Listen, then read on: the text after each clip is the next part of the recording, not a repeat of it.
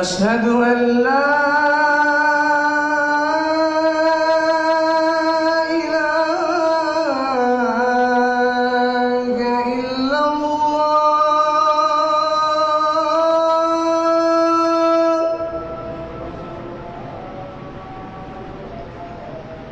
أشهد أن لا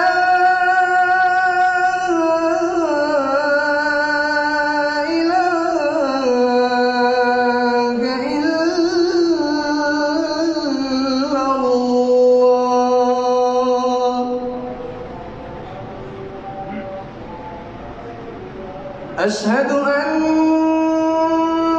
محمد رسول الله.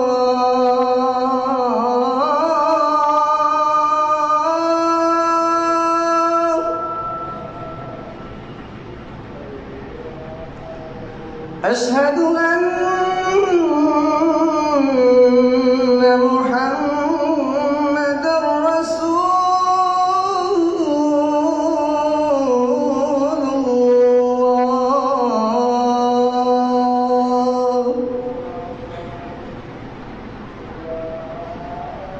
حي على الصلاة.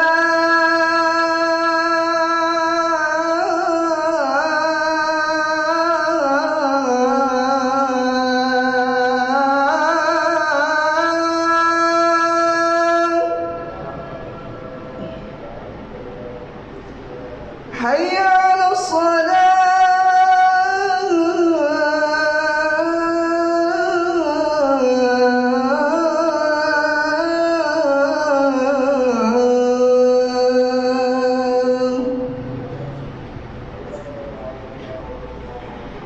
حي على الفلاح.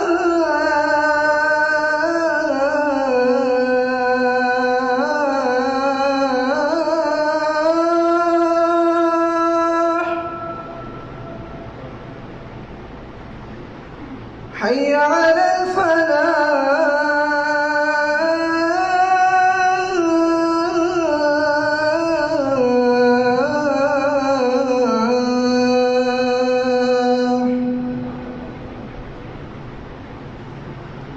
الله أكبر.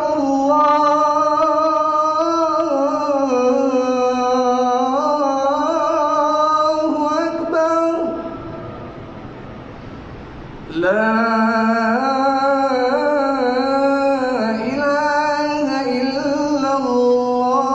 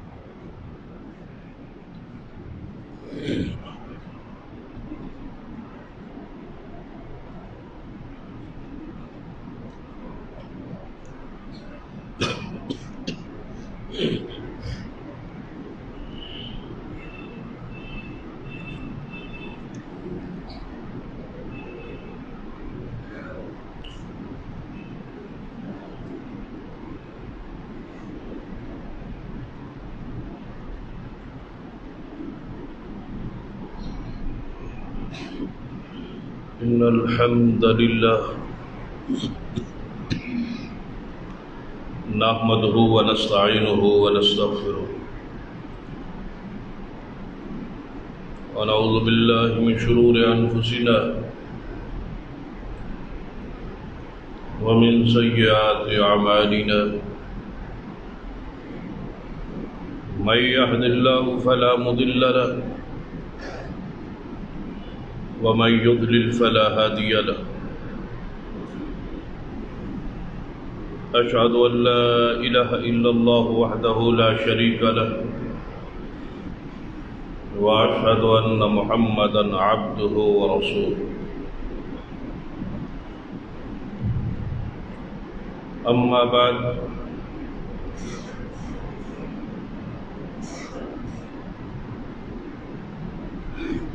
فإن خير الحديث كتاب الله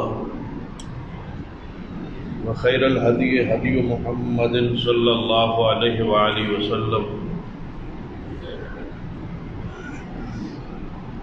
وشر الأمور محدثاتها وكل محدثة بدعة وكل بدعة ضلالة أما بعد فأعوذ بالله السميع العليم من الشيطان الرجيم من همزه ونفخه ونفثه بسم الله الرحمن الرحيم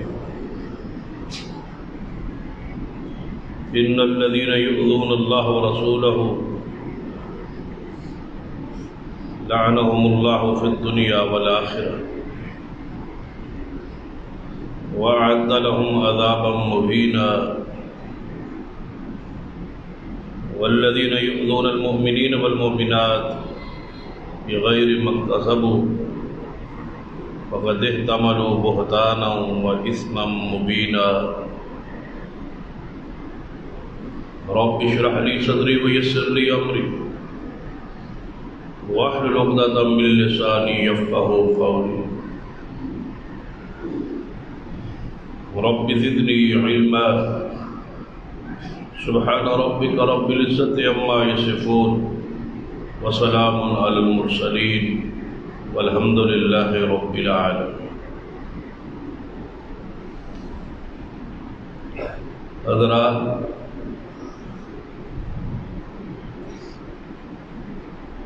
جیسا کہ آپ علم میں ہے کہ کل ہم انشاءاللہ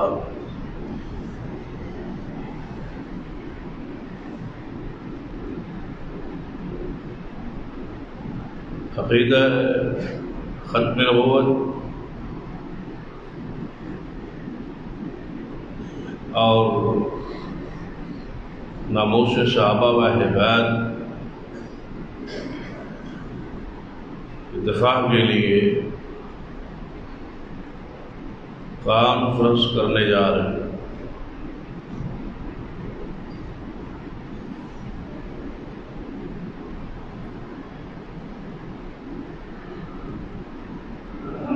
تقریباً 3 ماہ سے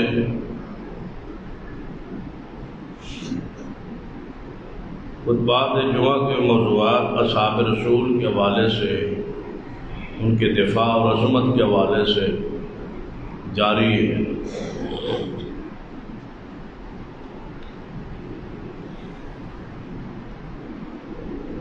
جس کا اختتام جو ہے وہ اس کانفرنس پہ ہو رہا ہے، اور آج اسی موضوع کو سمیٹتے ہوئے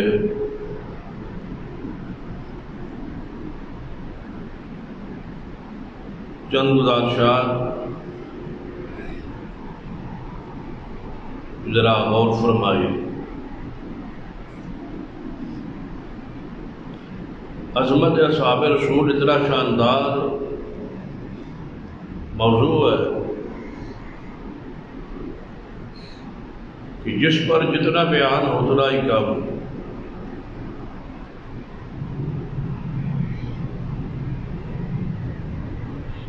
اور اصحاب رسول کی عظمت بیان کرنا اور ان کا دفاع کرنا یہ اللہ کی سنت. اتنا اہم موضوع تو ہے جس کا ذکر اور جس کی تفصیل، جس کے دلائل اللہ تبارک و تعالیٰ نے قرآن میں نازل کی.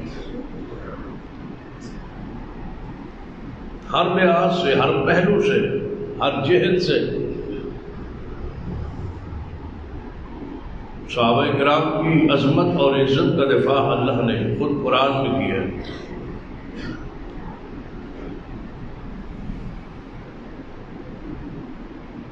سب سے پہلے انداز یہ رہا کہ اللہ تعالیٰ نے صحابہ کی عظمت اور دفاع کے لیے پہلے قرآن پاک میں ان کے فضائل مناقب بیان کی، ان کے اوصاف بیان ہوئے، عظمت بیان ہوئی، شان بیان ہوئی، مقام بیان ہوئی۔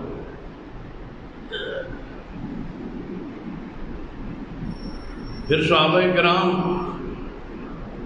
رضوان اللہ علیہ مجمعین چونکہ معصوم نہیں تھے، ان سے کہیں نہ کہیں کوئی ایسا عمل سرزد ہو سکتا تھا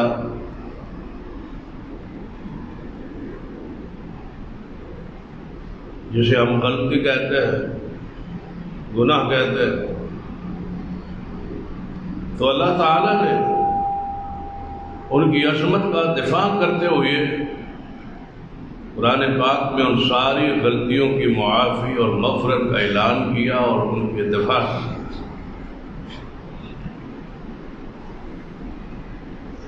کہ اصحاب رسول مغفور ہے، بخشے ہوئے ہیں، ہم نے ان کی خطاؤں کو، غلطیوں کو بخش دیا ہے، لہذا ان کی خطائیں اور غلطیوں کو چھالنا نہیں ہے، بیان نہیں کرنا، بخش دیا گیا ہے، معاف کر دیا گیا۔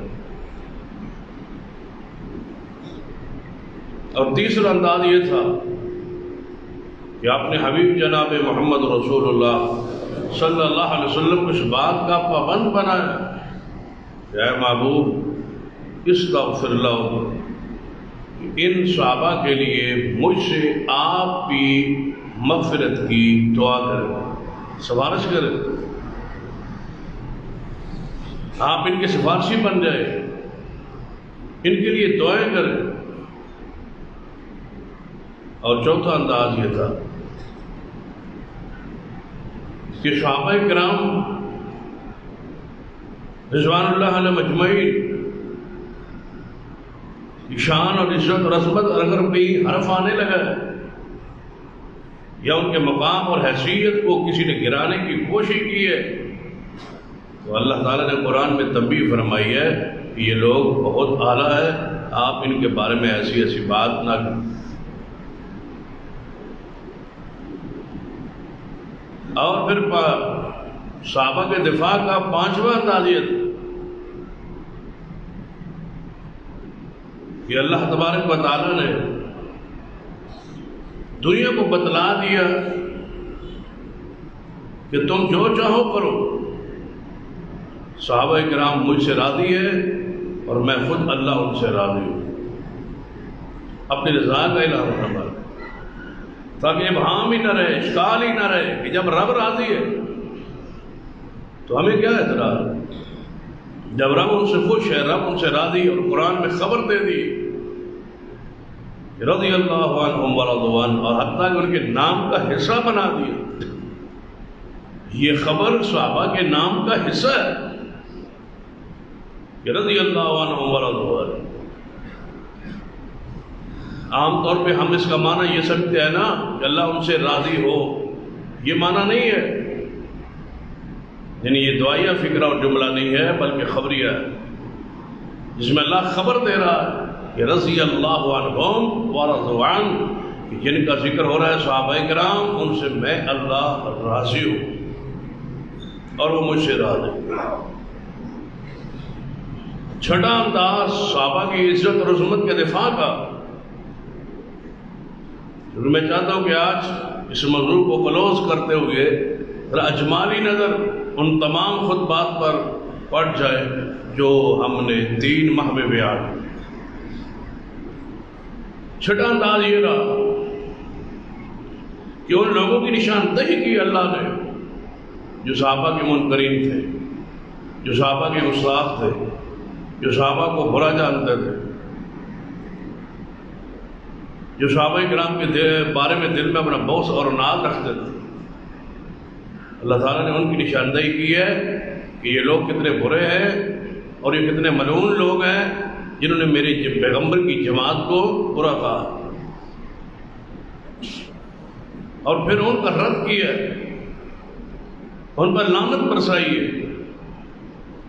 اور پورے اہل ایمان کو حکم دیا ہے بذریعہ مصطفیٰ علیہ السلام کہ ایسے لوگوں کو دیکھو تو ان پر لعنت کی، اللہ کی رحمت سے دوری کی خبر دے دو۔ اللہ نے ان پر لعنت کر دی ہے جو پیغمبر رحمت جناب محمد رسول اللہ صلی اللہ علیہ وسلم کے اصحاب کو، آپ کی جماعت کو برا کہے۔ امام ابن کثیر رحمہ اللہ نے فرمایا کہ رافضی جو ہے یہ منقوص القلوب ہے، ان کے دل الٹے ہیں۔ جو لوگ ممدوح ہیں، جو لوگ قابل تعریف ہیں، جن لوگوں کی فضائل بیان کرنے تھے، یہ انہیں برا کہتے ہیں، اور جن لوگوں کی مذمت کرنی تھی ان لوگوں کو یہ اچھا کہتے ہیں۔ قابل تعریف لوگوں کی مذمت اور قابل مذمت لوگوں کی تعریف، یہ ان کا مذہب ہے، یہ ان کا عقیدہ ہے۔ تو صحابہ کرام کا دفاع اللہ کی سنت، جس عمل میں ہم جا رہے ہیں، جس پہ ہماری کوشش ہے، جس پر ہماری محنت ہے، جس پر ہماری کانفرنس ہے، جس پہ ہمارا پروگرام ہے، جس پر ہمارا خرچ ہے، یہ اللہ کی سنت ہے کہ صحابہ کرام کی عظمت اور دفاع کا کیا جائے، اور اس کے بغیر ہمارا ایمان اور اسلام اور دین مکمل نہیں ہو۔ یہ اللہ کی سنت۔ اسی واسطے اللہ تبارک و تعالیٰ 600 سے زائد آیات صحابہ کرام کی شان پہ نازل کی، تاکہ دنیا کو پتہ چلے کہ صحابہ کا کتنا بلند مقام۔ صرف ان واقعات پر ذرا اجمالی نظر توڑائی جو قرآن میں بیان ہو، ان واقعات، ان احادیث کو ذرا سامنے اپنی نظروں میں رکھی۔ آئی صحابہ کرام رضوان اللہ علیہم اجمعین، شروع میں ہی قرآن پاک کے آغاز میں اللہ تعالیٰ نے دفاع کو شروع کر دیا، اور فرمایا فَإِنْ آمَنُوا بِمِثْلِ مَا آمَنْتُمْ بِهِ فَقَدِ اهْتَدَوْا۔ صحابہ کے دفاع کے لیے سب سے پہلی اور بنیادی آیت ہی یہ ہے کہ میں قیامت تک اس بندے کا ایمان قبول کروں گا جس بندے کا ایمان صحابہ جیسا ہو۔ میں بتاؤ، جو معیار بن رہے، جو کسوٹی بن رہے، جو میزان ٹھہر رہے، جو نمونہ ٹھہر رہے، جن کے ساتھ میرا اور آپ کا ایمان ملایا جائے گا، ان جیسا ہوگا تو قبول ہے، اگر ان جیسا نہیں ہے تو قبول نہیں ہے۔ کیسے ہو سکتا ہے کہ ان کے اندر ہی یہ خصلت اور یہ مقام اور یہ ایمان موجود نہ ہو؟ مثلاً آپ کسی بھی دکاندار سے 1 کلو کوئی چیز خریدتے ہیں تو ترازو میں تکڑی میں کیا کرے گا؟ دوسری طرف 1 کلو کا وزن رکھے۔ اگر اس طرف 1 کلو کا وزن نہ ہو، کم ہو، تو ساری زندگی بھی وہ لگا رہے تو اس کے برابر وہ تول نہیں سکتے۔ 1 کلو ایک طرف چیز تولنی ہے، دوسری طرف 1 کلو کا پتھر موجود نہیں ہے، اس کے ساتھ 1 کلو تول نہیں سکتا، ممکنات بھی نہیں، کیونکہ 1 کلو کا جو وزن ہے، جو پتھر ہے، وہ معیار ہے 1 کلو کو تولنے کا۔ صحابہ کا ایمان معیار ہے پوری کائنات کے ایمان کو تولنے کا۔ اگر وہ ہی صحیح نہیں ہے تو بتلاؤ اس کے ساتھ تولے گا تو؟ اس کا معنی ہے کہ ایمان پھر ہے ہی نہیں۔ جو قرآن، دین، حدیث، رسالت، یہ سب کچھ نعوذ باللہ کچھ بھی نہیں ہے۔ کن کی گواہی پر آپ محمد رسول اللہ کو مانتے ہیں؟ صحابہ تو مسلمان ہی نہیں ہے نا۔ پھر آپ کو ابو جہل نے کہا ہے کہ محمد اللہ کا رسول ہے، آپ کو عتبہ شیبہ نے بتلایا، کافروں نے بتلایا کہ محمد مصطفیٰ اللہ کے رسول ہے۔ جب آپ تابعین اور رسول اللہ کے درمیان ایک گیپ کر رہے، صحابہ کو جماعت سے، ایمان سے، عقیدے سے، گروہ سے، جماعت سے نکال رہے، ایک طرف رسول اللہ ہے، ایک طرف تابعین ہے، یا تابعین کے بعد تبع تابعین ہے، یا ان کے بعد آج سے قیامت تک ساری امت ہے، اور ادھر رسول اللہ ہے۔ درمیان میں پل اور کردار اور ان کو ملانے والے رسول اللہ سے کون ہے؟ اگر 1 صدی درمیان سے ہٹ گئی، صحابہ ہٹ گئے، بتاؤ یہ امت رسول اللہ تک کیسے پہنچی؟ کس پل کو گرا رہے؟ کن ہستیوں کے پیچھے یہ لوگ پڑے؟ کن کے ایمان پر یہ بحث ہو رہی؟ قربان جائے دنیا جو اپنے آپ میں ایماندار کہلاتی ہے وہ اس جماعت کے ایمان پر مناظرہ مباحثہ کر رہی ہے جن کی وجہ سے ساری دنیا کو ایمان نصیب ہوا۔ وہ صحابہ کرام، درمیان صحابہ ہٹ جائیں تو کیا رہ جاتا ہے اسلام، دین، شریعت؟ یہ قرآن کی گواہ تو صحابہ ہے، قرآن نہ رہا، ہر حدیث کے راوی تو صحابہ ہیں، صحابہ نہ رہے تو حدیث ختم ہے۔ یہ آسان لفظوں میں کہا کرتا ہوں، جو کلمہ پڑھ کے آپ مسلمان ہوتے ہیں ذرا وہ کلمہ آپ سنائیں۔ کون سا کلمہ دنیا پڑھتی ہے؟ اشہد ان لا الہ الا اللہ واشہد ان محمد رسول اللہ، یا یہ کلمہ پڑھتی ہے لا الہ الا اللہ محمد رسول اللہ۔ یہ سار جو کلمہ ہم پڑھ کے مسلمان ہوتے ہیں، یہ کہاں لکھا ہے؟ یہ کہاں لکھا ہے یہ کلمہ طیبہ؟ حدیث میں۔ اور حدیث کس کی ہے؟ رسول اللہ کی۔ اور رسول اللہ سے یہ کلمہ سن کے ہم تک کس نے پہنچایا؟ صحابی رسول نے۔ درمیان سے صحابی نکالو اور کلمہ پڑھ کے دکھاؤ کلمہ کیسے پہنچتا ہے۔ یہی تو صحابہ ہے۔ میری اور آپ کی کیا حیثیت ہے؟ نبی علیہ السلام کے دور میں، آپ کی موجودگی میں اصحاب رسول سے ایسی ایسی باتیں ہوئی جس سے رسول اللہ کو تکلیف پہنچی، لیکن اللہ نے رسول اللہ کو روک دیا کہ میرے اپنی جماعت کو، اپنے صحابہ کو برا نہیں کر، ان سے کوئی خطا غلطی ہو جائے تو میں نے معاف کر دی ہے، آپ بھی ان کے لیے معافی مانگیں، ان کے لیے استغفار کریں۔ جب رسول اللہ کو اجازت نہیں ہے بدلاؤ بلا اور کون ہو سکتا؟ کیا وہ واقعہ قرآن میں اور حدیث میں موجود نہیں ہے کہ پیارے حبیب جناب محمد رسول اللہ صلی اللہ علیہ وسلم احد کا وہ میدان، آپ زخمی، کافر ایک درے پہ چڑھ آئے جو درہ صحابہ سے خالی ہو گیا، جس کو خالی کرنے سے رسول اللہ نے روکا تھا، منع کیا، بڑے مشہور حدیث ہے واقعہ۔ نبی علیہ السلام کا چہرہ زخمی ہو، دانت مبارک کا حصہ شہید ہوا، خون پاک نکل رہا تھا وجود پاک سے، تو نبی علیہ السلام اس وقت کتنے غصے اور جلال میں ہوں گے جب آپ کا چہرہ زخمی ہے، دانت شہید ہو چکا ہے، اور رسول اللہ علیہ وسلم ناراضگی اور غصے اور جلال میں ہے، اس کیفیت میں ہے۔ اسی وقت جبریل آیا، اور کبھی آپ سوچے تو یہ بعد میں بھی ہو سکتا تھا، 2 دن بعد، 3 دن بعد، 4 دن بعد، ہفتہ، مہینہ گزر جانے کے بعد اللہ کہتا وہ جو معاملہ ہوا تھا وہ وقتی غصہ تھا، آپ کا جلال تھا، آپ زخمی تھے، تکلیف میں تھے، آپ نے صحابہ کرام کو ایسے ایسے کہہ دیا، ہم نے قبول فرما لیا، آج کے بعد معافی ہے؟ نہیں، اسی حالت کیفیت میں میدان احد میں آیت نازل ہوئی کہ میرے محبوب آپ کے صحابہ کو ہم نے معاف کر دیا۔ اللہ نے معاف کر دیا ہے، اور آپ سے اللہ کہہ رہا ہے واعف عنہم واستغفر لہم وشاورہم فی الامر، ان کے لیے آپ بھی معافی، انہیں درگزر کریں، ان کے لیے مجھ سے دعائیں کریں، اور ان کو آئندہ اپنے مشاورت میں شامل رکھیں، اپنی حیثیت ان کی برقرار رہے، ان کو اپنے مقام سے گرانا نہیں ہے، پیچھے نہیں کرنا کہ آج کے بعد تم سے مشورہ نہیں لینا، یا تمہاری جماعتی حیثیت جو ہے وہ تنزلی کی طرف پیچھے کی طرف گئی ہے، تم نے اتنی بڑی خطا کر دی ہے، فرمایا نہیں، ہم نے معاف کر دیا ہے، اور ان کے مقام کو نیچے لے جانے کا بھی آپ کو اختیار نہیں۔ یہ رسول اللہ سے بات ہو رہی ہے، میری اور آپ کی کیا حیثیت؟ عام انسان کا حالت کیفیت کیا ہے؟ اور وہ واقعہ بھی ذرا اپنے ذہن میں رکھے تاکہ صحابہ کے دفاع کا موضوع آپ کے ذہن میں اس کی اہمیت، حساسیت،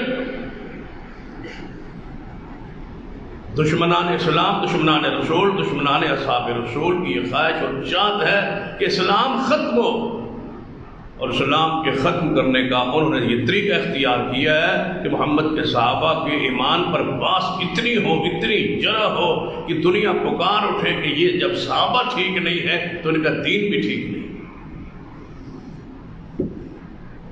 ذرا آپ اندازہ کریں، اگر آپ سے کوئی کہے کہ آپ کا نبی محمد صلی اللہ علیہ وسلم افضل الانبیاء ہے، سارے نبیوں سے افضل ہیں، پیارے ہیں، محبوب ہیں، ان کو دنیا سے گئے ہوئے 1450 سال 14 صدیاں ہو گئی، ان سے لے کر آج تک تمہارے مذہب اور تمہارے عقیدے اور تمہارے اسلام میں کوئی ایسے گروہ، کوئی ایسی جماعت مثالی ہو تو پیش کرو۔ تو کوئی ہے ایسا شخص جو 1400 سالوں میں سے ایک گروہ جماعت پیش کرے کہ یہ ہے ہمارے نبی کی جماعت، یہ ہے مسلمانوں کا ایک گروہ جو ایک مثالی ہے، 1400 سالوں میں آیا ہے؟ بتاؤ کس کا ذکر کرو گے اگر مصطفیٰ کے صحابہ نکل جائیں؟ کنتم خیر امہ، یہ کس کو کہا گیا تھا؟ یہ کسے کہا گیا تھا؟ جب رسول اللہ نے شاید آپ پہ نازل ہوئی اور آپ نے پڑھی، اور سامنے کون تھے؟ صحابہ۔ اور رسول اللہ کیا پڑھ رہے تھے؟ قرآن کی آیت، کنتم خیر امہ، تم بہترین امت ہو۔ اگر وہ صحابہ نہیں تھے تو پھر اور کون تھے؟ بھلا یہ کیسے ہو سکتا ہے کہ قرآن میں جو آیت نازل ہو تعریف میں، مومنین اور مسلمین کی تعریف میں، قرآن میں جو آیت نازل ہو اس سے مراد وہ تو نہ ہوں جن کی موجودگی میں قرآن آ رہا ہے، اور وہ اس میں شامل اور داخل ہو جو اس وقت پیدا ہی نہیں ہوئے تھے؟ عقل سے سوچے کہ قرآن کہتا ہے تم بہترین امت ہو، رسول اللہ پہ آیت نازل ہوئی، رسول اللہ نے پڑھی، رسول اللہ کو فرمانا چاہیے تھا نا یہ تمہارے بعد کوئی کنتم خیر امہ ہے، تم تو نہیں ہو، تم بہترین نہیں ہو، تمہارے بعد فلاں فلاں صدی میں میری امت کا ایک گروہ بہترین آئے گا، تم تو نہیں ہو، تم تو مرتد ہو گئے، تم تو پھر جاؤ گے، تم تو منافق ہو، نعوذ باللہ، تمہارے اندر تو اسلام ایمان ہے ہی نہیں، تم تو ظاہری مسلمان ہو کے میرے سامنے بیٹھے ہو، کنتم خیر امہ، تم نہیں ہو۔ جبکہ رسول اللہ ایسی آیت کی تشریح میں حدیث ہے خیر الناس کرنی، فرمایا بہترین زمانہ میرا ہے،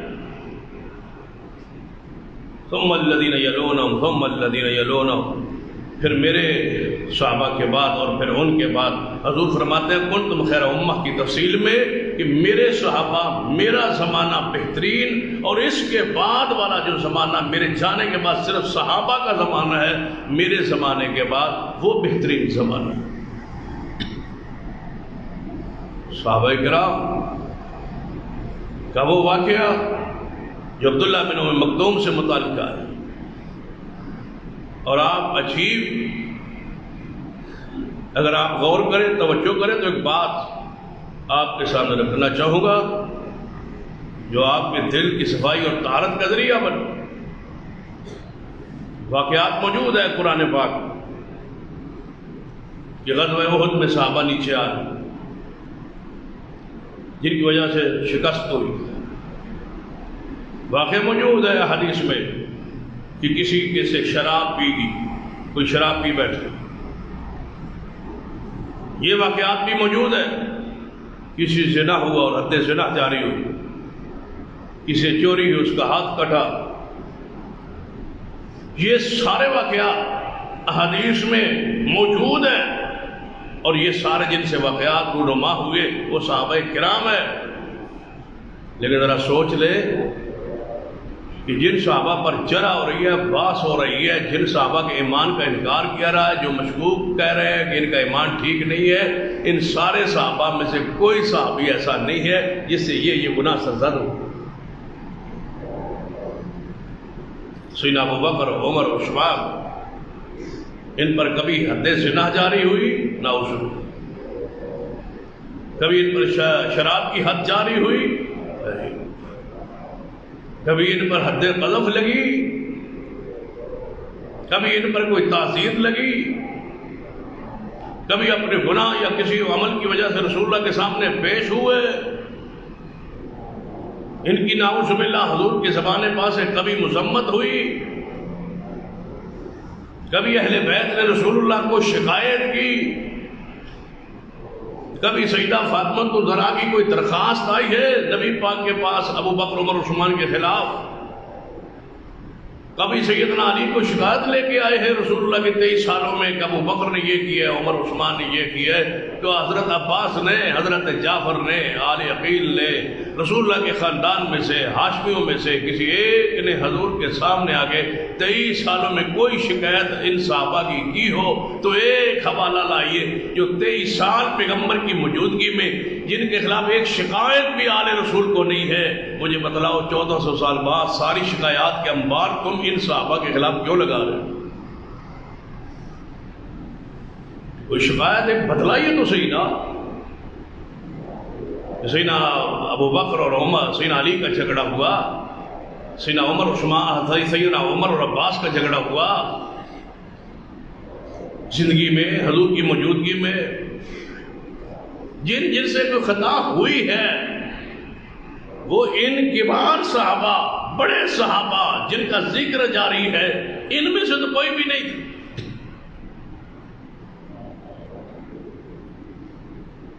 اگر کہیں حضرت مصطفیٰ سے خطا ہوئی، سیدنا حاتم سے خطا ہوئی، ولید بن عقبہ رضی اللہ تعالیٰ عنہ سے باتیں آپ روایات میں ملتی ہے، ماعز بن مالک کے بارے میں حدیث موجود ہے، یہ ساری روایات جن صحابہ کے بارے میں کوئی ایسی ہیں تو زیادہ سے زیادہ اگر کوئی باس کرتا، کوئی چھیڑتا، کوئی بیان کرتا، کوئی بغض رکھتا، کوئی اناد کینہ رکھتا تو ان چند صحابہ کرام کے خلاف اکٹھے ہوتے نا کہ ان سے یہ ہوا ہے۔ لیکن جن صحابہ کرام کا تم انکاری ہو، ان سے تو کوئی خطا ہوئی نہیں، یہ تو قبائل سے محفوظ ہے اور مغفور ہے، بخشے ہو۔ وہ نبینا صحابی کا واقعہ ذرا دل میں رکھ کہ صحابہ کا موضوع اور دفاع کا معاملہ کتنا حساس ہے۔ ہم کیوں لڑ رہے ہیں، کیوں جھگڑ رہے ہیں، کیوں اپنے آپ کو حساس بنا رہے ہیں، کیوں رد کر رہے ہیں؟ شوق نہیں ہوتا، ذوق نہیں ہوتا، یہ ایمان کا مسئلہ ہوتا ہے، رب سے معاہدے کا مسئلہ ہوتا ہے، یہ کلمے سے وفا کا معاملہ ہوتا ہے۔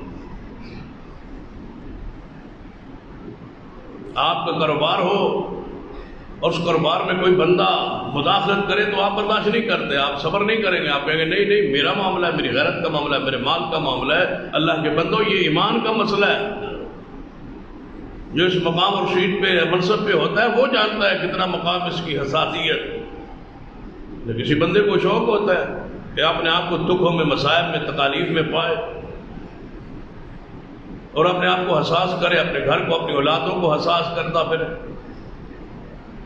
یہ ایمان کا مسئلہ ہوتا ہے، عقیدے کا مسئلہ ہوتا ہے، معاہدہ ہوتا ہے جو تنہائی میں اللہ سے کیا ہوا ہوتا ہے، وہ جو اللہ کی طرف سے رحمت اور عنایات ہوتی ہے اس کا حق ادا کرتا ہے، بندہ نمک حلالی کرتا ہے۔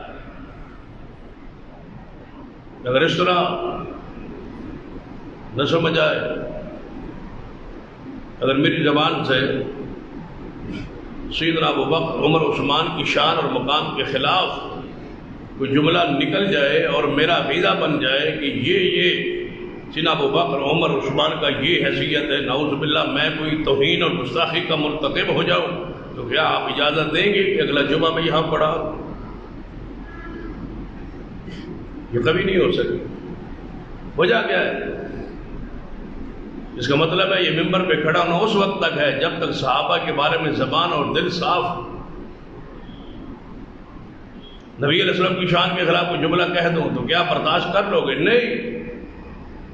اس کا مطلب ہے یہ ممبر، یہ عزت، یہ وقار جو کچھ ہے یہ رسول اللہ کی محبت کی وجہ سے ہے، صحابہ کی محبت کی وجہ سے۔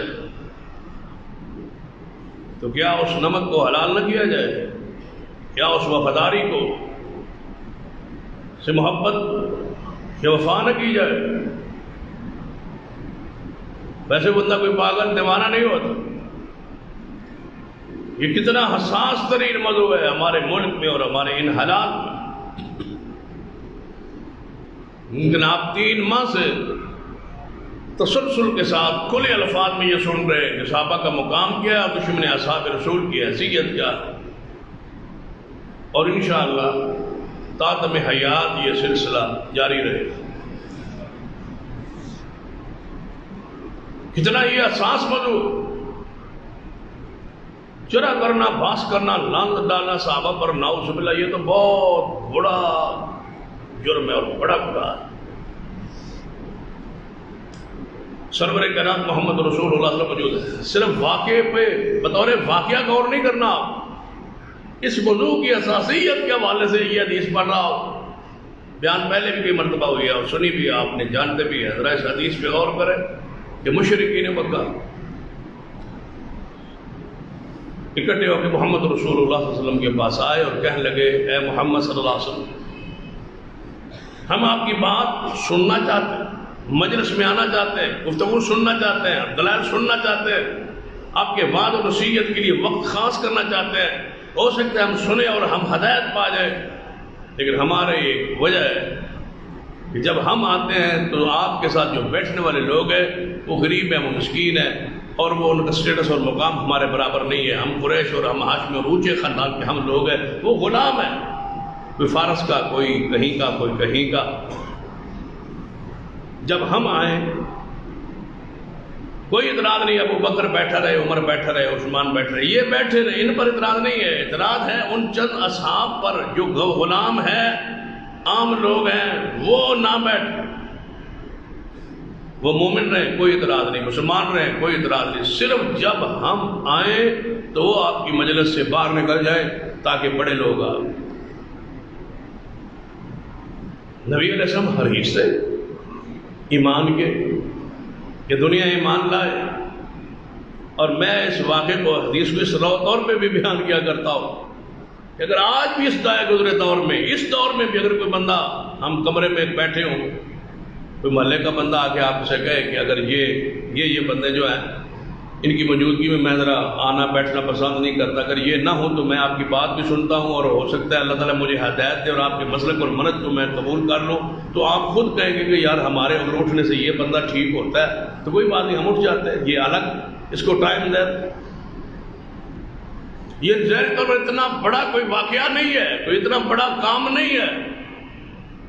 اور پھر اس شخصیت کے لیے جن کا کام ہی ہے حریص علیکم بالمؤمنین کہ دنیا ایمان لائے. حضور نے فرمایا ٹھیک ہے، تمہاری بات جو ہے نا قابل غور ہے. اگر تم اس طرح میری بات سنتے ہو، بات سنتے ہو، آتے ہو، بیٹھتے ہو، میری بات سنتے ہو، تمہاری ہدایت کا یہ ذباب ذریعہ بنتا ہے، تو میں ان چند غریب صحابہ جو آپ کہہ رہے ہیں ذرا ان کو کہہ دوں گا کہ اس وقت نہ آیا کریں. اس میں بات تو آپ کی قابل غور ہے. جرا نہیں کی، کافر نہیں کہا، منافق نہیں کہا. صرف چند وہ لمحات، وہ اوقات جس وقت مشرکین آئے، قریش آئے، ان چند صحابہ نے نہیں بیٹھے. نبی علیہ السلام نے غور کا وعدہ ہی فرما رہے ہیں. این اسی وقت سب سے جو غریب تھا عبداللہ بن ام مکتوم نبینا تھا، وہ اپنے لاٹھی پہ ٹیک لگائے حضور کی مجلس میں داخل ہو. جو ہی داخل ہوا تو بات یہ چل رہی، قریش کہنے بس ہے یہی لوگ، لیکن اب ہم بیٹھے ہیں اور یہ آ گیا، بس یہ نہ ہوں، یہ رہوں اور چند اور ہوں. تو نبی علیہ السلام کے چہرے پاک پر، ماتھے مبارک پر تیوری آئی. آپ نے اس کے آنے کے ناگوار محسوس کیا. اس واقعے پہ جتنا بھی غور کریں تو میں صحابہ کی اس میں سے عظمت واضح ہے. کون ہے؟ محمد رسول اللہ. ماتھے مبارک پر تیوری آئی ہے کس کی؟ نبی علیہ السلام. ناراض کون ہو گیا؟ رسول اللہ. ناگوار کس نے محسوس کیا؟ رسول اللہ. کس سے؟ صحابی سے. کون سا صحابی؟ عبداللہ بن ام مکتوم نبینا صاحب. نبی علیہ السلام نے جب ناگواری کے آثار ظاہر فرمائے تو یہ کون سا اتنا مسئلہ ہے کہ اسی وقت جبریل آئے. اگر اللہ نے دفاع صحابہ کا اس موضوع کو، یہ حساس امت کے سامنے جو رکھنا تھا، کائنات کے جو سامنے رکھنا تھا، جو قانون اور ضابطہ، جو ہمارے ایمان اور اسلام کا امتحان تھا، آزمائش تھی ہماری کہ ہم کیا کرتے ہیں، اپنی اولادوں میں، اپنے گھروں میں، اپنے معاملات میں، اپنے کاروبار میں مصروف رہتے ہیں، یا صحابہ کی عزت اور عظمت کی آواز ہمیں لگتی ہے تو ہم باہر نکلتے ہیں، ہم کیا کرتے ہیں، ہمارے امتحان کا مسئلہ تھا. اسی وقت اسی وقت رسول اللہ موجود ہے. فوری جبریل آئے. فرمایا محبوب، رب کہتا ہے ماتھے پر تیوری آپ نے کیوں چڑھائی؟ جب صحابی کو آپ نے دیکھا تو آپ کے ماتھے مبارک پر تیوری کیوں چڑھی؟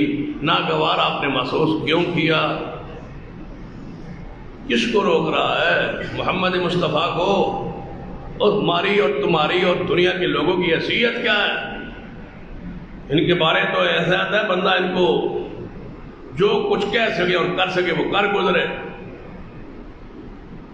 عام آدمی اور ابو بکر عمر عثمان پر باس، یہ تو کافر بھی جرأت نہیں کرتے تھے۔ وہ کہتے ہیں کہ یہ بیٹھے رہے بڑے بڑے، یہ نہ رہے جو عام ہیں، جو عام صحابہ ہیں، جو غریب صحابہ ہیں، جو پردیسی صحابہ ہیں، جو مالدار نہیں ہے، غلامی سے آئے، ان کو نہ بیٹھنے دیں۔ رب نے ان پر جرا کو برداشت نہیں کیا، رسول اللہ کو روک دیا اور تنبیہ کر دی ہے، اور ہم برداشت کریں ابو بکر عمر عثمان پر اور امی عائشہ پر۔ فرمایا بابو ماتھے مبارک پر تیوری کیوں آئی؟ 18 آیات نازل ہوئی۔ عبس وتولى عبس وتولى عن جاءه الأعمى وما يدريك لعله يزكى أو يذكر وتنفعه الذكرى أما من استغنى فأنت له تصدى وما عليك ألا يزكى وأما من جاءك يسعى وهو يخشى فأنت عنه تلهى كلا إنها تذكرة فمن شاء ذكره في صحف مكرمة مرفوعة مطهرة بأيدي سفرة کرام بررہ۔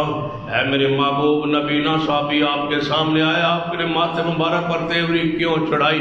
یہ سارے قریش ایمان لائے نہ لائے، جہنم میں جائیں جہاں جاتے یہ جائیں، لیکن تمہارا ادنا اور عام صحابی، ادنا عام اس لیے کہ رسول اللہ کے سامنے یہ بات ہے، ہمارے لیے تو سارے ہی اعلیٰ ہیں، عام صحابی جس کو یہ کفار مشرکین کہہ رہے ہیں، اگر ان کو دیکھ کے آپ کے ماتھے پر تیوری چڑھی ہے تو محبوب سن لیجئے ہم نے یہ برداشت نہیں کی۔ اللہ نے پوری کائنات کے سامنے رکھ دیا ہے کہ صحابہ کی گستاخی اور توہین اللہ برداشت نہیں کرتے۔ عبس وتولى ان جاءه الأعمى، نبی نہ آیا ہے اور آپ کے ماتھے مبارک پر تیوری چڑھی ہے، کیوں؟ عبس وتولى ان جاءه الأعمى، نبی نہ آیا ہے اور آپ کے ماتھے پاک پر تیوری چڑھی، ایسا کیوں ہوا؟ تیوری یہ ناگواری کے اثرات، گالی نہیں، نفرت نہیں، بغض نہیں، کس ماتھے مبارک پر؟ قد نرى تقلب وجهك في السماء، وہ مبارک چہرہ جو آسمان کی طرف اٹھے اور اللہ قبلہ تبدیل کر دے، اس پر ماتھے پر تیوری چڑھے تو رب برداشت نہیں کرتا اور کہتا ہے کہ اجازت نہیں ہے۔ عامی آدمی کو صحابہ کرام کے بارے میں بات کرنے کا اختیار کس نے دیا؟ صحابہ کا دفاع محمد مصطفیٰ کی سنت، اللہ کی سنت ہے۔ آپ نے اس پر کئی واقعات پر توجہ دلوانے کی میں نے کوشش، رسول اللہ صلی اللہ علیہ وسلم کی ذات کی طرف آپ کی سنت ہے کہ نبی علیہ السلام کے سامنے جب بھی کسی صحابی کے خلاف کوئی بات ہوئی ہے رسول اللہ نے برداشت نہیں کرنے والے صحابہ جس کے خلاف ہو رہی ہے وہ صحابی ہے تو رسول اللہ نے برداشت نہیں کی، بات ہو جاتی، اکٹھے برتن ہو تو آواز ہوتی، صحابہ کرام جب اکٹھے بیٹھتے چلتے پھرتے تھے کوئی نہ کوئی بات آپس میں ہو جاتی تھی، جو آپس میں ہوتی رسول اللہ اس کو روک فرماتے اکرموا اصحابی، میرے صحابہ کی عزت، لا تسبوا اصحابی، میرے صحابہ کے بارے میں کوئی بات نہ کرو، میرے صحابہ کی شکایت نہ کیا کرو، رات کو میں جب سوتا ہوں میں اپنے صحابہ کے بارے میں دل صاف لے کے سونا چاہتا ہوں۔ کتنا وہ برا مذہب ہے جو ساری رات صحابہ پر تبرہ لے کے سوتا ہے اور تبرہ لے کے اٹھتا ہے۔ فرماتے ہیں میں اپنے دل کو صاف رکھنا چاہتا ہوں میرے صحابہ کی، میرے سامنے شکایات نہ لیا کرو، نہ لے آئے کرو۔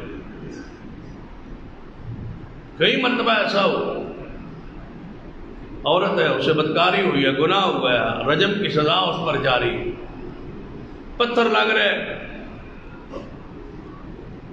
پتھر کھا مارتے مارتے صحابہ کرام میں سیدنا خالد رضی اللہ تعالیٰ بن ولید رضی اللہ تعالیٰ سیف اللہ خالد رضی اللہ تعالیٰ پتھر مارے ہیں کس عورت کو جس سے بدکاری ہوئی، جس سے گناہ ہوا، زنا ہوا، اس عورت کے خون کا ایک چھٹا سینہ خالد کے کپڑوں پہ آ گیا۔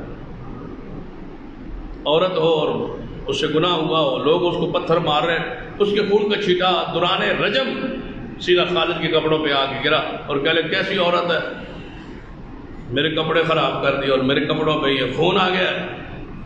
رسول اللہ نے سن لیا اور فرمایا خالد کیا کہہ رہے ہو، نہ کہو ایسا، نہ کہو ایسا۔ اگر اس عورت کی توبہ کو 70 بندوں پر تقسیم کر دیا جائے تو 70 کے 70 بندے جنت کے وارث بن جائیں، اور آپ اس کو ایسا کہہ رہے ہیں۔ رسول اللہ نہیں کہنے دیا، دفاع کیا اپنی صحابیہ کا، ایسا نہیں کہنا، روکا منع کی۔ ایک شخص ہے جس نے شراب پی ہے، ایک مرتبہ شراب پی، پکڑا گیا، لایا گیا، 40 کوڑے لگے، چھوڑ دیا گیا، حد جو لگ گئی تو چھوڑ دی۔ کچھ عرصے بعد پھر یہی سزا، یہی گناہ، دوبارہ شراب، 4 بار اس کو بار بار جو ہے نا سزا ملی، وہ شراب پینے پھر پی بیٹھا۔ جب 4تھی مرتبہ اس کو کوڑے لگے نا شراب پر، تو ایک شخص نے کہا تجھ پر لعنت ہو، اتنی مرتبہ تو پکڑا گیا اور تجھ پر حد لگ رہی ہے، تجھ پر لعنت ہو۔ رسول اللہ نے سن کے فرمایا لعنت نہ کہو، میں محمد گواہی دیتا ہوں یہ اللہ سے بھی محبت کرتا ہے، میں محمد سے بھی محبت کرتا، اس کو برا نہ کہو۔ پہلی مرتبہ اس نے شراب پی ہے، کوڑے لگ گئے ہیں، وہ غلطی معاف، کفارہ ہے۔ کفارے کا معنی کیا ہے؟ وہ مٹ گیا گناہ، وہ ختم ہو گیا گناہ۔ ایک بندے نے قسم توڑ دی، کفارہ دے دیا تو بات ختم ہو گئی، اس پر بات پرس نہیں ہوگی۔ ایک بندے نے کسی پر تہمت لگائی، اس پر 80 کوڑے برس گئے، حد قذف، وہ خطا معاف ہے۔ ایک بندے نے قتل کیا، جواب میں اس کو بدلے میں قصاص کے طور پہ قتل کیا گیا، وہ گناہ اس کا معاف ہے۔ ایک بندے نے زہار کیا، اپنی بیوی کو ماں سے تشبیہ دے دی، کفارہ ادا کر دیا گیا، وہ معاف ہے۔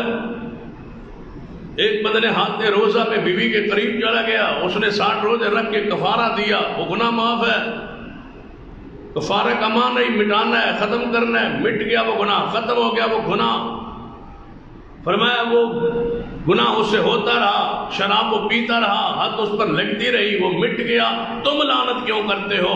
میں محمد گواہی دیتا ہوں اس کے دل کے اندر کی جو گواہی ہے وہ یہ ہے کہ یہ اللہ سے بھی محبت کرتا ہے، مصطفیٰ سے بھی محبت کرتا ہے۔ صحابہ کا دفاع رسول اللہ کی سنت۔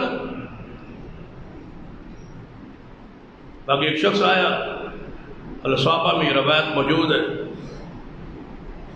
کہتا ہے یا رسول اللہ صلی اللہ علیہ وسلم، میرا چاچا جو ہے نا وہ تو بدر میں شریک تھا، بدری تھا، صحابی تھا، بدری تھا، آج کل وہ منافقوں جیسی باتیں کرتا ہے اور منافق ہو گیا ہے، اسلام سے پھرا ہوا ہے۔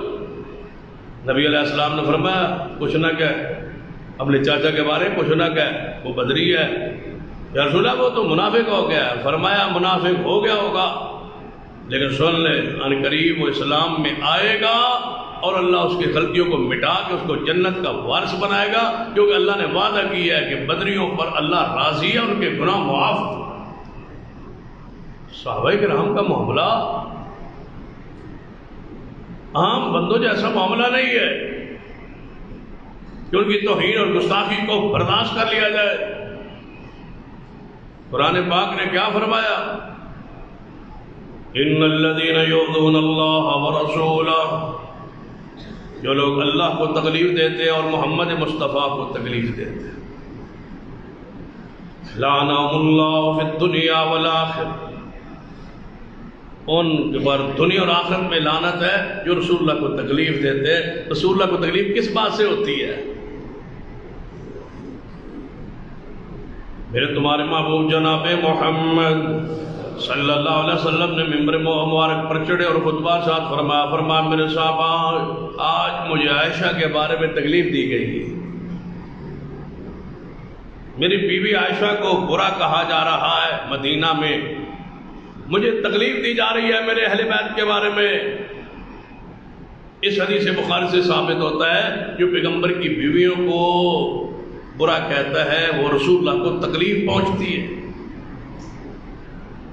آپ ذرا سوچیں، ہماری بہن بیٹی بیوی کے بارے میں کوئی سر بدار کوئی بات کرے اور آپ گزرتے ہوئے سن لیں تو دل میں کچھ تکلیف تھوڑی سی ہوگی نا۔ وہ تکلیف میری اور آپ کی ہے، اور جب رسول اللہ گزرتے ہو وہ تکلیف رسول اللہ،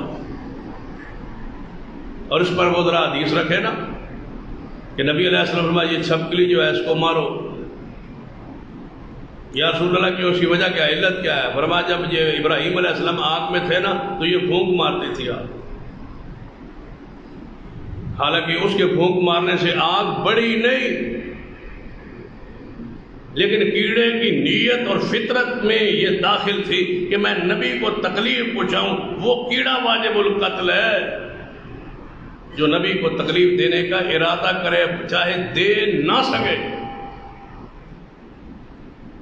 اور سب سے بڑی تکلیف یہ ہے کہ رسول اللہ کسی صحابی کو برا کہہ کے حضور کو تکلیف دی جائے۔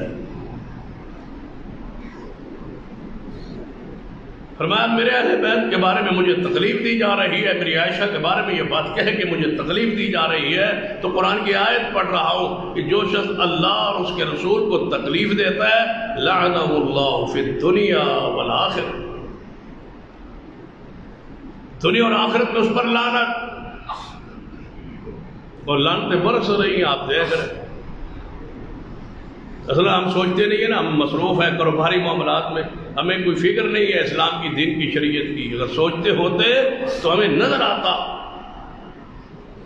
کہ ان پر لعنتیں برس رہی ہیں جو اصحاب رسول کی گستاخ و توہین کرنے والے ہیں، ان کی عادات، ان کی فطرت، ان کی حالت کیفیت قرآن میں موجود ہے۔ میں نے قرآن پاک کو اس رنگ میں درد دیکھا ہے تو 25 کے قریب منافقین کی جو علامتیں ہیں وہ قرآن میں بیان، کیونکہ منافق وہ ہوتا ہے جو اوپر سے تو کلمہ پڑھے اندر اسلام ایمان نہ ہو، اعتقادی منافق۔ ایک تو ہوتا ہے عملی نفاق، وعدہ توڑ دیا، جھوٹ بولا، یہ عملی ہے۔ ایک ہے اعتقادی نفاق کہ دل میں رسول اللہ پر ایمان ہی نہ ہو، یقین ہی نہ ہو، صحابہ پر ایمان ہی نہ ہو، یقین ہی نہ ہو، یہ اعتقادی منافقت، یہ ہے وہ جہنم کے نیچے والے گڑھے میں لوگ۔ جو شمار جو گنتی میں نے کی ہے اس کے مطابق 25 کے قریب منافقین کی علامتیں قرآن پاک میں موجود ہیں۔ پھر غور کریں، 25 کے قریب علامات منافقین قرآن پاک میں موجود ہے، جن کو میں نے شمار کیا ہے، گنا ہے، اور پھر شمار کر کے گن کے ساری علامتیں میں نے توجہ کر کے اس پہ غور کیا ہے کہ رافضیوں میں کون کون سی علامتیں ہیں، تو جو مجھے سمجھ آئی ہے 25 کی 25 منافقوں کی علامتیں ساری کی ساری اس گروہ میں موجود ہیں۔ معمولی کوئی برا گروہ ہے جس کو نظر انداز کر دیا جائے اور جس کا ذکر ہی نہ ہو۔ ہمارے جیتے جی تو ایسا نہیں ہو سکتا۔ صحابہ کرام کی تعریف و توصیف جاری رہے گی اور ان منافقین کا رد ہوتا رہے گا جنہوں نے اصحاب رسول کو دکھ دیے۔ یہ گروہ آج کا نہیں ہے، یہ عبداللہ بن سبا سے شروع ہے، یہ ابو جہل سے شروع ہے، عتبہ شیبہ سے شروع ہے۔ وہ جو رسول اللہ کے ساتھ کے خلاف تھے اسی طرح یہ صحابہ کے منکر تھے اس وقت سے لے کر آج۔ نبی علیہ السلام نشاندہی کر دی تھی کہ جو عثمان کے رضی اللہ عنہ کے خلاف گروہ نکلے گا، آپ نے فرمایا تھا وہ منافق ہو، ان کے دل میں ایمان نہیں ہوگا۔ تو یہ وہی دھڑا ہے، وہی گروہ ہے جو چلا ہے مختلف روپوں میں، مختلف انداز میں۔ اس وقت اور انداز تھا، آج اور انداز ہے۔ اب ان کے اصول، مذہب کے اصول، ضابطے سارے طے ہو گئے، ایک گروہ کی شکل اختیار کر گیا ہے۔ یہ وہی علامتیں پڑھ کے دیکھ، وہ 25 علامات کا اگر میں 2-3 خطبات کو تقاضا کرتے، یہ چند ایک کتاب کے سامنے رکھ دیتا ہوں تاکہ تھوڑی پڑتال آسان ہو جائے۔ میتھ کا سوال کرتے ہیں نا تو پھر پیچھے استاد سمجھاتے ہیں، میں پڑتال کر کے تمہیں وہی پتہ چل جائے گا جواب سے کہ میرا سوال ٹھیک ہے یا غلط۔ قرآن پاک کی یہ اگر آپ علامات پڑھ لیں اور خود تمہارا ضمیر یہ کہے گا کہ یہ علامات کس گروہ میں موجود، وہ علامات پڑھ. روزہ اس وقت یہودی بھی رکھتے تھے اور مسلمان بھی رکھتے تھے، آج بھی یہودی رکھتے ہیں، مسلمان بھی رکھتے ہیں. لیکن یہودیوں اور مسلمانوں کے روزے میں فرق افطاری کے وقت ہوتا ہے.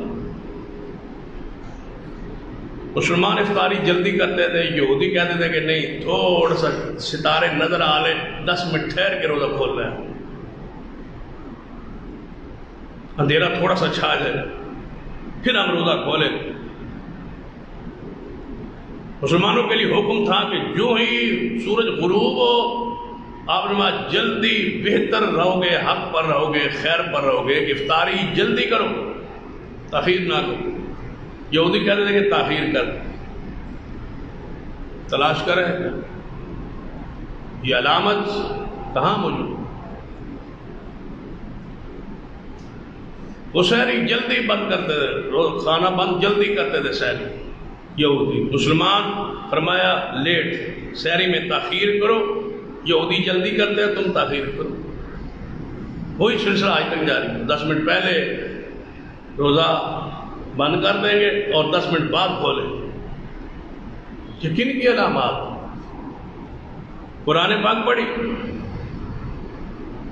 شروع میں ہی منافقوں کی یہ علامت بیان کی گئی ہے کہ یہ صحابہ کو نہیں مانتے. یہ منافقوں کی پہلی علامت قرآن میں ہے.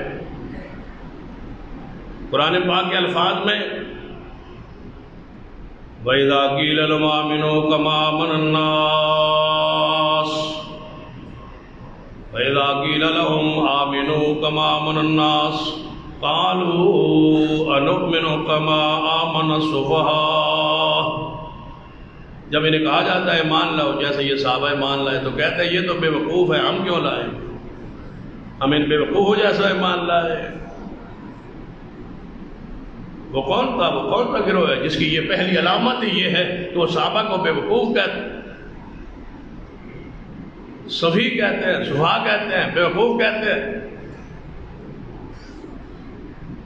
گویا یہ پہلی علامت ان میں بدرجہ عدم آج بھی موجود ہے. وَمِنَ النَّاسِ مَن يَقُولُ آمَنَّا بِاللَّهِ وَبِالْيَوْمِ الْآخِرِ وَمَا هُمْ بِمُؤْمِنِينَ.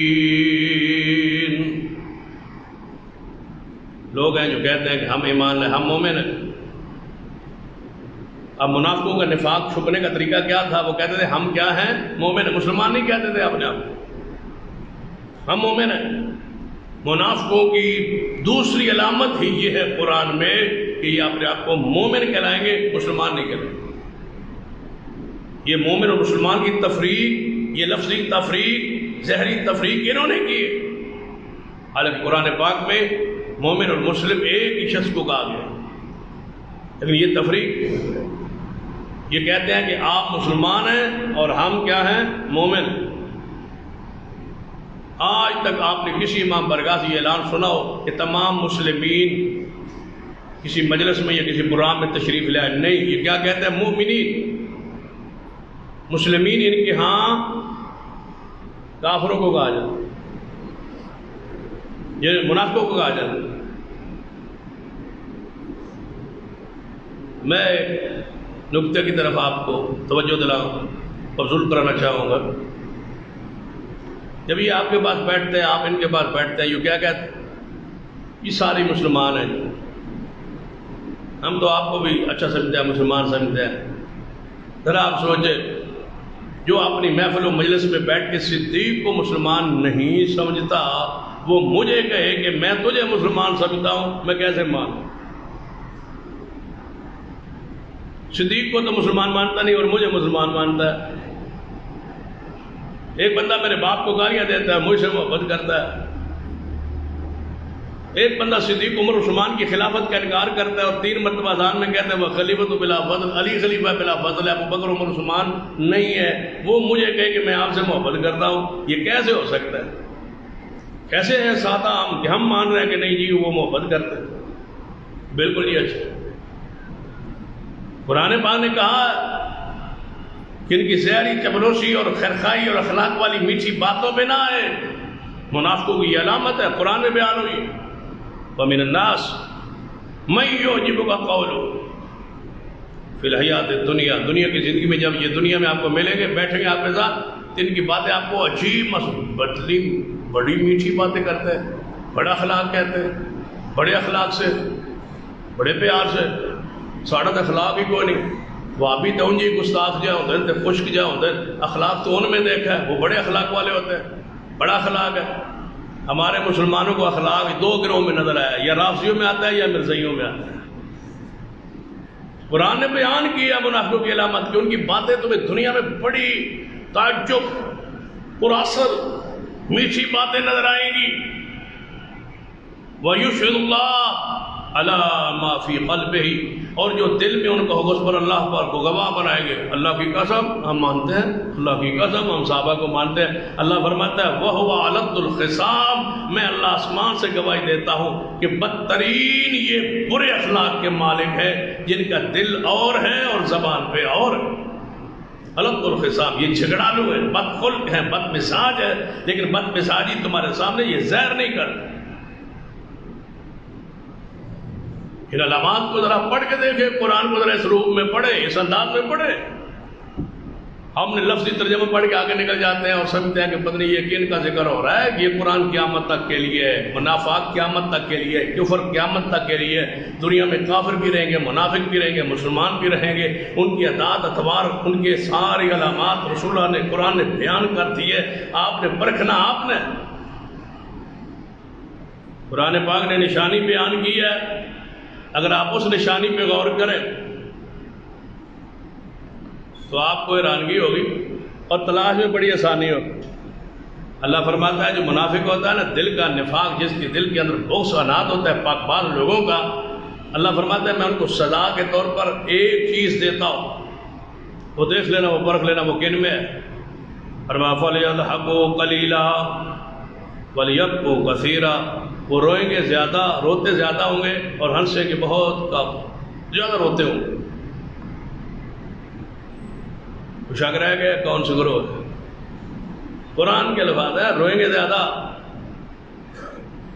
یہ قرآن میں یہ خبر بیان ہوئی ہے. دوتسی نے یہ معنی کیا ہے خبر کا، فسرین نے معنی خبر کا کیا ہے. اللہ خبر دے رہا ہے کہ یہ منافق ہوں گے قیامت کے قریب، ان کی علامت یہ ہوگی کہ وہ ہنستے کم ہوں گے، روتے زیادہ ہوں گے، ان کی مجلس میں رونا عام ہو. قرآن کو ذرا اس انداز میں پڑھیے اور سمجھیے. صحابہ اکرام کا دفاع اللہ کی سنت ہے، محمد مصطفیٰ کی سنت ہے، صحابہ اکرام کی سنت ہے، اہل ایمان اہل اسلام محدثین اکرام کی سنت ہے، علماء امت کی یہ سنت ہے. محدثین نے سپیشل صحابہ کی عزت عظمت پر دفاع پر کتابیں لکھ کے بتلایا ہے کہ ان کے دفاع پہ جینا، ان کے دفاع پہ مرنا عبادت. آج سب سے زیادہ نازک اور حساس وقت ہے صحابہ کرام کے حوالے سے. اگر ہم سوئے رہے خاموش رہے تو ہماری آنے والی نسلیں ہمیں محفوظ اپنے ایمان کو نہیں سمجھے گی اور ہمیں برا کہے. اگر شیخ الاسلام مولانا صلی اللہ ابرفری، اگر مولانا محمد حسین بٹالوی، سید نذیر حسین محدث دہلوی، جب یہ مرزا قادیانی نکلا تھا اس نے الٹے دعوے شروع کیے تھے. پہلے تو مسلمان تھا، کلمہ پڑھتا تھا، مسلمان تھا، عالم تھا، مناظر تھا، بعد میں مرتد ہوا، پھرا اسلام سے اور نبی ہونے کا دعویٰ کر بیٹھا. یہ قادیان میں تھا اور اس کے قریب بٹالہ تھا، 40 کلومیٹر کے قریب درمیان میں سب. یہ قصبہ قادیان میں تھا. مولوی محمد حسین بٹالوی بٹالہ میں تھا. تو انہوں نے ان کے علاقے کا جو کہ تھے، ان سے پہلے مجادلے مناظر اس کے ہوتے تھے. مسلکن حنفی اور دیوبندی تھا، بڑا عالم تھا، مناظر. مرتد تو بعد میں ہوا، کفر میں تو بعد میں چلا گیا، کسی گروہ کا قصور نہیں ہوتا. مثلا ایک بندہ آ جائے حدیثوں کا اسلام سے پھر جائے تو مسلک حدیث کا تو کوئی قصور نہیں، وہ مرتد ہو گیا، کفر میں چلا گیا، نبی ہونے کا اسے دعویٰ کر. تو مولوی محمد حسین بٹالوی رحمۃ اللہ علیہ نے یہ سمجھا کہ یہ بہت بڑا فتنہ ہے، اس کے خلاف اس کے عقائد کو لکھا ایک فتویٰ ترتیب دے کے 200 کے قریب علماء کرام کو اس دور میں گھروں میں جا کے ٹرینوں پر پیدل سفر کر کے 200 علماء سے مل کے دستخط کروائے کہ مرزا قادیانی مسلمان نہیں، یہ کافر ہو چکا ہے، مرتد ہو. علماء دیوبند نے بھی دستخط کر دیے، علماء بریلوی نے بھی دستخط کر دیے، متفق ہو. اگر یہ علماء اس وقت یہ کام نہ کرتے اور وہ فتنہ آج تک مسلمانوں کے اندر گھسا رہتا تو آج ہماری اولادوں کی کثیر تعداد مرزائی مذہب پر ہوتی. علماء آگاہ کریں، فتنوں سے آگاہ کریں، یہ فتنہ ہے، یہ دجال ہے، یہ قذاب ہے، اسے نبیوں نے کا دعویٰ کیا ہے، اس کے یہ عقائد نظریات ہے، اس پر فتویٰ جاری ہو کہ آج ہر مسلمان ان کے نام کو سننا بھی، مرزائیوں کے نام کو سننا بھی برداشت نہیں کرتا. آج پھر ایک دفعہ ہماری آزمائش، یہ صحابہ کرام کے خلاف اتنا عروج پر سیدنا امیر معاویہ پر بحث کرنا انتہائی آسان ہو گیا. مسلمانوں کے روپ میں، اہل و سنت کے روپ میں کئی رافضی ایسے ہیں، اور یہ قرآن کی منافقین کی علامت میں سے ایک علامت ہے کہ یہ دوسروں سے کام لے کے تمہاری صفوں میں یہ بندے گھسائیں گے. منافق ایسے ہی کرتے تھے. ابن سبا کو اس لیے اندر بھیجا تھا اور داخل کیا تھا، منافقت شروع اس رنگ میں ہوگی. عبداللہ بن ابی اندر ہی رہا تھا اور جہاد کے لیے باہر نکلتا تھا. جب باہر جا کے 700 بندے لے کے پیچھے پلٹ آتا تھا تو جس لشکر کے 1000-2000 کا لشکر اور 700 بندے واپس آ جائیں تو باقیوں کے جذبات کس طرح تکلیف پہنچتی ہے کہ ہم تو اتنے نکلے تھے اور اتنے رہ گئے، باقی تو چلے گئے. منافقوں کی عادت، علامات. اگر یہی روش رہی تو آنے والی نسل سیدنا امیر معاویہ رضی اللہ تعالیٰ عنہ کا نام سننا برداشت نہیں کرے گی. اللہ ایسا وقت نہ لائے. آج وقت ہے کہ آج جو یونیورسٹیوں کے وہ طلباء جو سیدنا امیر معاویہ کے بارے میں، سیدنا عثمان کے بارے میں صاف ان کا دماغ نہیں رہا، متاثر ہے کئی سکالروں سے. انہیں میں اس پیغام کے ذریعے، اس خطبے کے ذریعے پیغام دینا چاہوں گا. خطبہ پوری دنیا میں لائیو جا رہا ہے. سیدنا امیر معاویہ رضی اللہ تعالیٰ کے بارے میں کوئی بھی تمہارا ابہام اشکال ہو، جہاں بھی آپ کہیں ہم آنے کے لیے تیار ہیں، اور امیر معاویہ کے دفاع کے لیے تیار ہیں. اپنے اعتراض کو پیش کریں، ہم انشاءاللہ ان کانٹوں کو چن چن کے جلا دیں گے جو امیر معاویہ کی شان کو مجروح کرتے ہیں ایک ایک اعتراض پر. لیکن خدا را اس راستے پر نہ چلنا، یہ گمراہی کا راستہ ہے، یہ نجات کا راستہ نہیں ہے. نجات کا راستہ صحابہ کا راستہ ہے. یہ مرکز جامع امام بخاری اس میں ایک خاص کردار رکھتا ہے، اور انشاءاللہ اس پر رہیں گے کہ ہم ایک ایک صحابی کی عزت عظمت کا دفاع انشاءاللہ کریں. اس سے اگلی بات کہ صحابہ کرام کا یہ دفاع اس وقت فرض تھا تو شروع سے ہی فرض، آج زیادہ حساس. اگر آپ چاہتے ہیں آپ کی اولادیں آپ کے گلے نہ پڑے، اگر چاہتی ہیں آپ کی اولادیں آپ کے گریبان نہ پکڑے،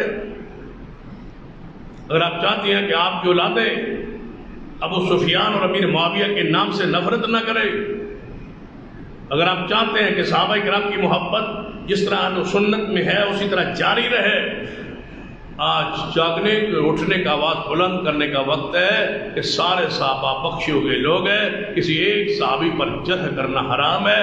اگر یہ راستہ نہ روکا گیا تو نوجوان تباہ ہو جائے. ہم عبادت سے اس عبادت کا ایک حصہ، ایک انداز اور طریقہ ہے کہ ہم نے انشاءاللہ ایک یہ قانون پاس کروانا ہے، کیونکہ کل ہمارا جلسہ ہو رہا ہے حضرت صحابہ کے حوالے سے، اور یہ بھی ہو سکتا ہے کہ وہاں میری تقریر تو نہ ہو تو میں آج ہی اپنی کر لیتا ہوں. کیونکہ ساری جنسیہ اور ساری حکومت اس پر بضد ہے، اس کی تقریر نہیں ہونی چاہیے جلسے میں، باقی سب کی ہو جائے، اس کی نہیں ہونی چاہیے۔ تو بہرحال یہ تو کل حالات بتلائیں گے، لیکن آج آپ سے یہ کہنا چاہوں گا کہ صحابہ کرام کا قانون عظمت کا دفاع کا انشاءاللہ یہ بن کے رہے۔ اس کے لیے یہ کانفرنس ہے، اور جمعیت اہل حدیث پنجاب نے پورے ملک میں یہ کانفرنسوں کا سلسلہ شروع کیا، جس کا آغاز یہ ڈویژن شروع ہوتا ہے۔ انشاءاللہ ہم یہ چاہتے ہیں، ہماری خواہش ہے کہ صحابہ کی عظمت کا، ناموس کا، اہل بیت کی عظمت کا، ناموس کا قانون بن جائے کہ کسی شخص کو ان کی توہین کرنے کی جرت نہ ہو، جو کرے اس پر سزا کا تعین ہو۔ قانون میں لکھا جائے کہ ابو بکر، عمر، عثمان، علی کی محبت امت پر فرض ہے، ایک ایک صحابی پر کی محبت، عقیدت ان سے فرض ہے، ان کے خلاف بولنا جرم ہے، تاکہ ان کی ناموس محفوظ ہو۔ جس طرح مرزائیوں کا مسئلہ ہمارے اکابرین نے حل کروایا، سارے مکاتب فکر کے علماء نے مل کے حل کروایا، آج بھی اہل سنہ پر ذمہ داری ہے۔ اگر قیامت والے جواب نہیں دے پاؤ گے، جب صدیق پوچھے گا کہ مجھے کافر کہا گیا، تم نے کیا کہا، کیا کیا تم نے؟ جب امی عائشہ رضی اللہ تعالیٰ عنہ آپ سے سوال کریں گی کہ مجھے کون سا الزام ہے جو مجھ پہ نہیں لگایا گا، تم کیا کرتے رہے؟ مال، دولت، پیسہ، عزت، سب کچھ صحابہ کی عزت اور عظمت اور ناموس پر قربان ہے، اور انشاءاللہ جانوں پہ کھیل کے یہ اپنا فریضہ ادا کریں گے انشاءاللہ۔ آپ سے گزارش ہے کہ کل کی رات آپ میں سے بالخصوص مقام حیات کے دوستوں سے گزارش کروں گا کہ کل اس طرح سمجھے کہ آپ کا گھر بیٹھنا جائز نہیں ہے، آپ نے ساری رات صحابہ کے لیے وقف کرنی۔ آپ کے گھروں میں جتنے افراد نظر آتے ہیں باہر نکلے، کاروبار بند کر دیں، مصروفیات ترک کر دیں، رات کی نیند کو قربان کر دیں، اور کوئی شخص اپنے گھروں میں نہ رہے۔ آپ شہر کی سب سے بڑی جماعت ہے، اللہ کے فضل و کرم سے آپ نے اپنی غیرت اور عزت کا مظاہرہ کریں۔ آپ نے اس کانفرنس میں سب سے بڑا کردار ادا کیا ہے، رابطے کے لحاظ سے، خرچ کے لحاظ سے آپ نے جرت مند کردار ادا کیا ہے۔ اس پر میں اپنے دوستوں کو سلام پیش کرتا ہوں، اور امید رکھتا ہوں کہ کل انشاءاللہ کوئی اہل و سنہ، کوئی اہل الحدیث، کوئی اس جماعت سے متعلق شخص کل اپنے گھر میں نہیں رہے گا۔ ہم صحابہ کی عزت کے لیے کل انشاءاللہ رات قربان کریں گے انشاءاللہ، سبھی دوستوں سے بغیر کسی استثناء کے۔ یہ نہ ہو کہ پرسوں میں کسی دوست کو ملوں اور پوچھوں کہ آپ کانفرنس کیسی ہوئی، تو آپ میں تو جا ہی نہیں سکا۔ یہ نہ جا سکنے والی بات ناقابل برداشت ہو۔ صدیق اور عمر، عثمان کی عظمت اور ناموس کو یہ پہریداری کی ضرورت، اور آپ ہم سوئے رہے، یہ نہیں ہو سکتا۔ آپ نے یہ کال کی رات قربان کرنی ہے، اور انشاءاللہ یہ جلسہ ہوگا، انشاءاللہ پروگرام ہوگا۔ ڈویژن پر سے جو ہے وہ سینکڑوں بسیں جو ہے وہ قافلے انشاءاللہ تیار ہو چکے ہیں، اور یہ آل الحدیث کا ڈویژن کی سطح پر تاریخ ساز جلسہ ہوگا انشاءاللہ۔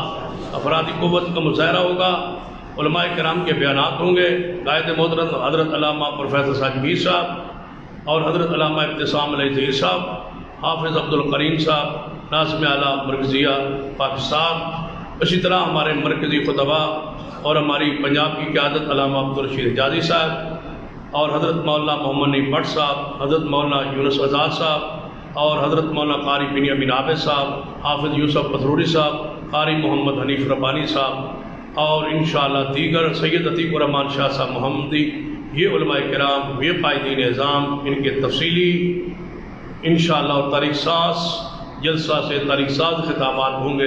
مجھے امید ہے کہ آپ تشریف لائیں گے اور صحابہ کی عظمت میں اپنا حصہ قدموں کے ذریعے، اخلاق کے ذریعے، وقت کے ذریعے ڈالیں گے، اور دعا کروں گا کہ اللہ اس محبت کے بدلے، اس رات کے قربان کرنے کے بدلے اللہ تجھے قیامت والے صدیق عمر کا ساتھ دے۔ سیدنا انس بن مالک فرمایا کرتے تھے کہ میں رسول اللہ سے محبت کرتا ہوں، میں ابو بکر عمر سے محبت کرتا ہوں، اور مجھے امید ہے کہ اللہ تعالیٰ میرا حشر انہی سے کر دے گا، تو میں آپ کو گواہ بنا کے یہ کہتا ہوں، یا اللہ ہم تیرے نبی سے ابو بکر، عمر، عثمان و علی سے محبت کرتے ہیں، اللہ ہمارا حشر انہی سے فرما دے، اللہ ہمارا ساتھ ان سے قیامت والے دن ہمارا ساتھ، ہمیں ان کا ساتھ نصیب فرما دے۔